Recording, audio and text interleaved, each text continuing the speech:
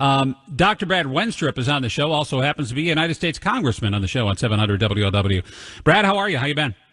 I'm doing fine, Scott. Good to be with you. You too. That Facebook thing is really, really telling. For those of us who aren't scientists and doctors like yourself, that says a lot, because for a long, long time they said, no, you can't post that. That's fake news. It's mistruth, misinformation. We're going to allow that. And now they'll let you do it. Well, it may be telling on what the process is in America today and who is actually trying to control our free speech, which would be big tech like Facebook, that decides what can come out and what can't come out. So I do find it interesting as the Biden administration is now trying to get tough on China in this area and talking about it. Then now all of a sudden you're allowed to talk about it. And I think part of that is because more and more of this information is coming out.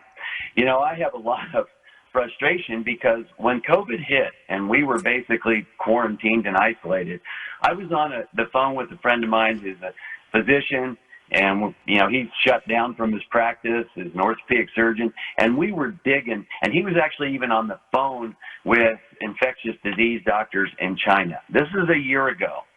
And I can tell you and take you through what we learned a year ago. You had a doctor named Zheng Shibo in China. He actually worked from 2005, 2010 in the United States at the New York Blood Center, working on viruses. He wrote an article in 2003 about viruses being used as bioterror. We found in 2005 he spoke about viruses being used as bioterror. In 2010, he went back to China, and he even stated that there may be a threat if some of these get out. And we also got helpful research through this process on what might work, like remdesivir and antiviral and convalescent plasma, and we learned about the reactions to the physical reactions to the virus and markers to look for. We also discovered that, and this is just through open source, a researcher Ralph Barrick, this is in 2015, he's U.S.-based, was working with Chinese doctor Shi Zhengli, and they were working on creating two viruses into one that could hit humans. And now we call this gain of function. I call it gain of destruction. The U.S. put a pause on that, but China continued. And, they even publicized some of their research in this way. We also were in touch with an infectious disease doctor in China, and we realized that China has been researching these coronaviruses since 2003. And that we also realized that they could sequence these viruses, identify them, label them, if you will, in 3 days' time. There's a doctor named Peng Zhou, Z-H-O-U, working with Dr. Shi Zhengli, who's known as the Bat Lady, and they're both Wuhan Institute of Virology researchers. In January 2019, they wrote an article saying that the next virus will likely come from China. Dr. Shi Zhengli, she worked in caves for 3 years, taking bat viruses out of the caves and bringing them back to the lab.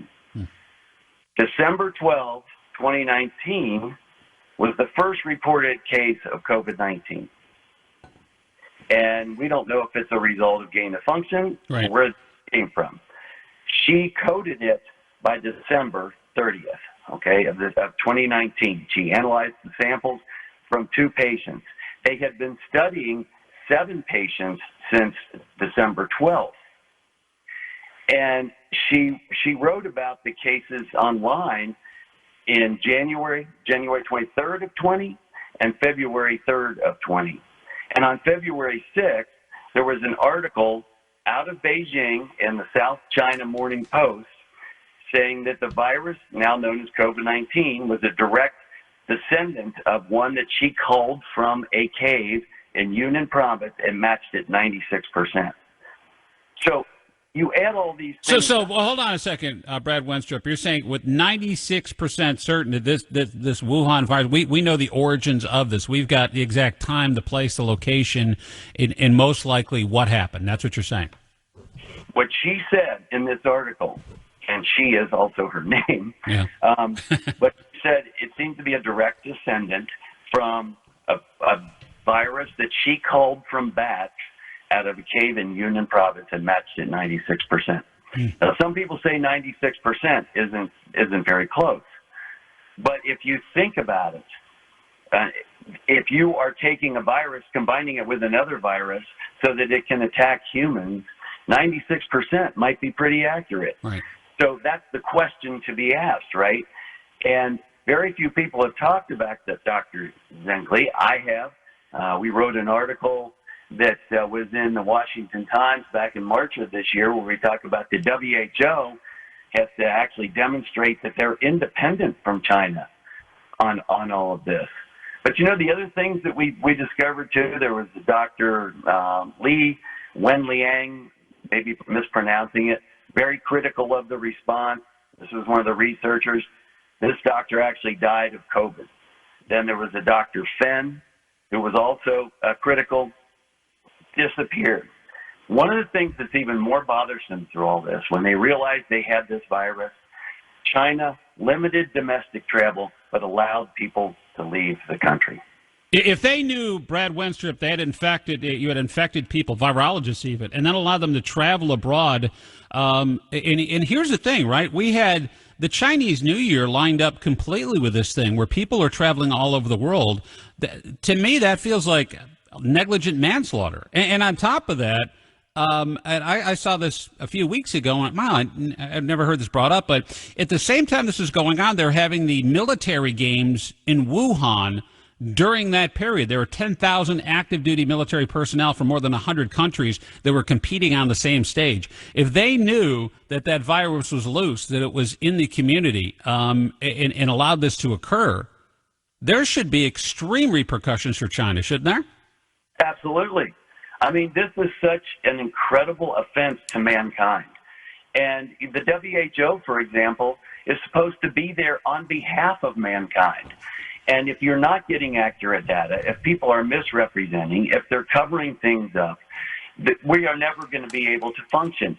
I know you had an interview yesterday, and the doctor spoke very well, I thought, on the whole situation. And she also had said that the WHO does a lot of good things, and I believe they do. But this is one where they have failed.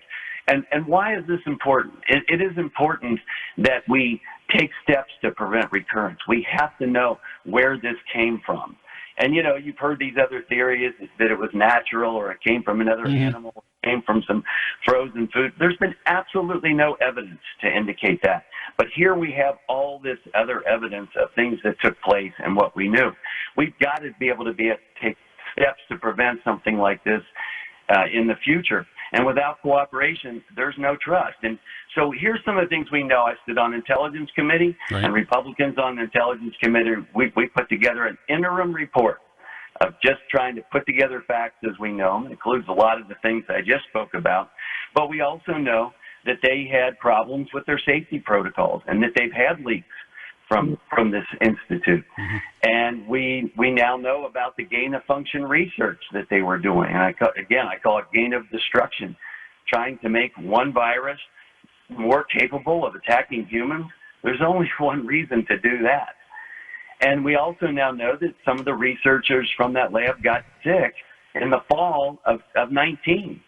We also know that the China military is part of this Institute of Virology. No question.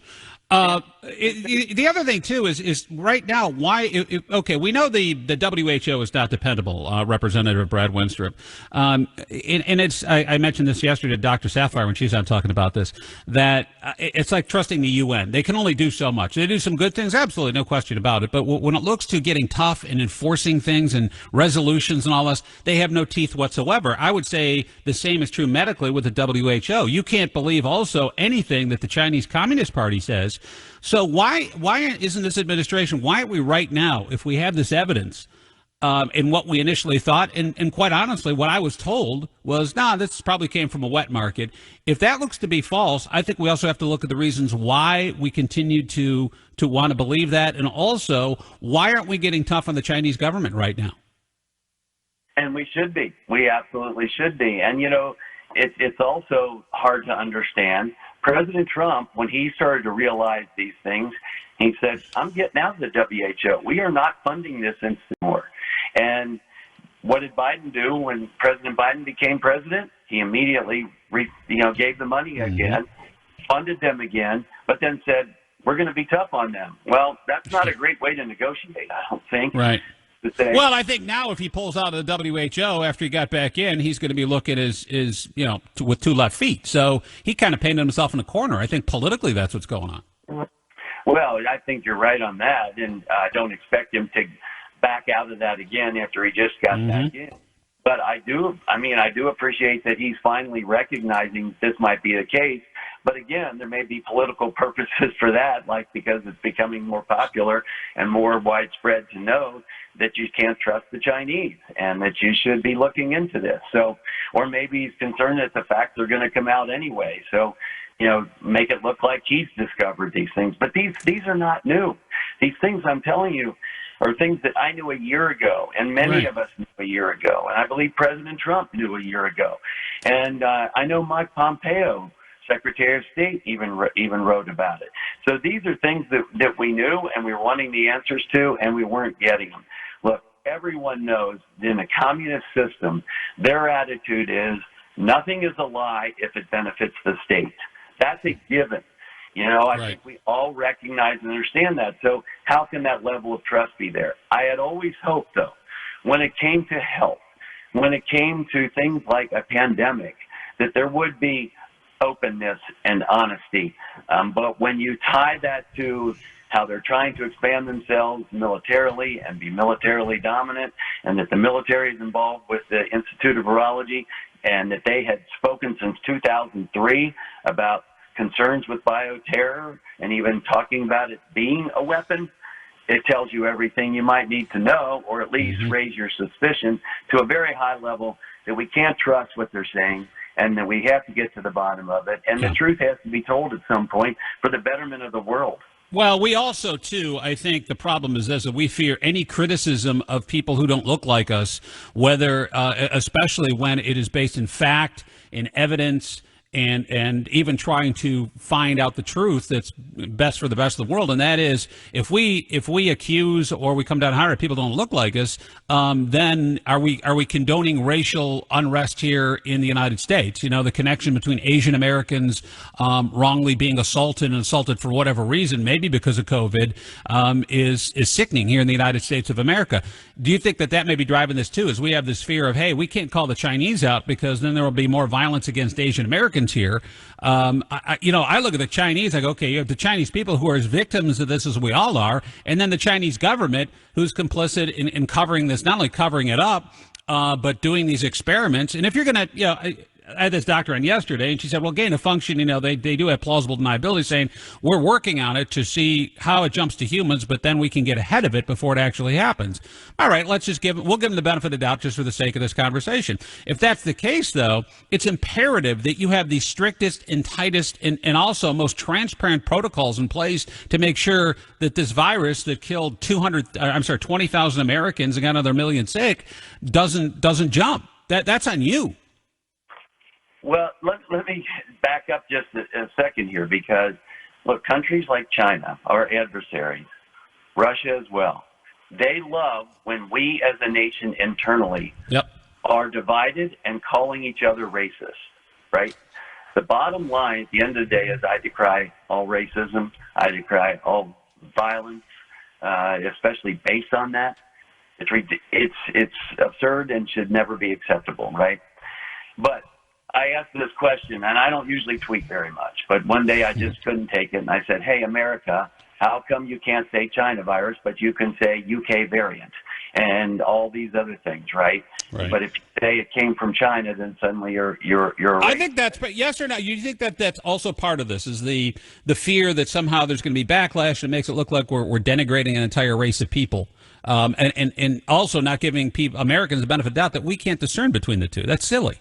They absolutely love that type of division in America because it works for them. And we got to stop doing this. Look, from the get-go, I said, look, just saying it came from China does not mean that you're racist. Right. And it does not mean that they did anything wrong, technically, right? Yeah. Especially at the beginning, as we don't know much about it. Just saying it came from China doesn't imply you're a racist, and it doesn't imply that they did something wrong. And actually, this whole thing may have been very accidental and not intentional. Yeah, I mean, there's that factor too, right? That this, that all the strict protocols weren't followed to make sure that doesn't happen, and it got to be mundane. If you work in this lab every day, you're kind of used to it, right? Kind of like a road worker when their butts hanging out over the line on the highway with cars, you kind of forget the situation you're in. It becomes commonplace. I guess I could see a little lax sanitary thing going on in the lab, sure, but not being transparent about it and covering this up made it worse. And the fact that you literally killed tens of millions of people worldwide and got millions more sick is totally and completely on the Chinese government. Representative, I got to get going, but appreciate the time and thanks for sharing. And this is really, really eye-opening now, to the point where we were told by a lot of experts and scientists that, it probably emanated from a wet market. And now there's a lot more evidence coming out that it might most likely, well, not most likely, but it also could have come, and it looks like it might have come from this lab. And now you can't trust anything anymore. And I think that's especially concerning for people. I'm sure we'll talk about this in the future. Thanks again for the time. And by the way, also, thinking about you Memorial Day weekend. Of course, you serve this nation, but I'm sure you're going to be in ceremonies honoring our war dead. So thanks for your service and also for coming on the show. Be well. All right. Thank you, Scott. Take care.